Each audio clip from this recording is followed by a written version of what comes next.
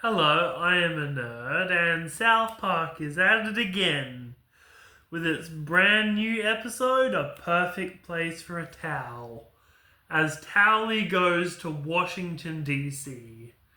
And a few of you may be thinking, South Park? A Towley episode? Oh dear goodness, no!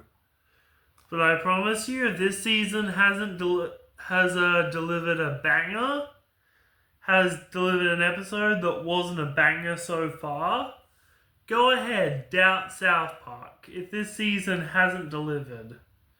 So, basically what's happening with South Park is this. South Park is feuding with their parent company, Paramount. And because they're feuding with Paramount, let's just say that South Park, Paramount has let go a host called Stephen Colbert of The Late Show, who was an outspoken critic of Trump to appease Trump so a Skydance merger could go through relatively easily.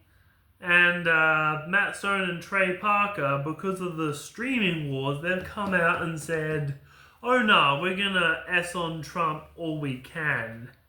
And now, Towley is going to Washington, D.C. We haven't seen Towley in forever. This feels like a classic early season or season 10 to 15 episode, which is going to be great. And I just have a feeling that Towley's going to be walking all over Washington, D.C. and be a bit innocent as he sees all these dangerous weapons. And there could even be a clash between protesters and tanks, which would be crazy. And I don't know who the celebrity target of this episode is, but they're going to be delving into the corruption in Washington, D.C. through Towley trying to find a home in Washington, D.C., which is epic. And they could go into like the protests in Washington, D.C., they could go into how we've all forgotten the LA protests. They could go into a lot of really scary things about minorities, using towels as a kind of placeholder for different groups. But Towley is going to show us the corruption in Washington, D.C. in a brand new South Park episode. Link.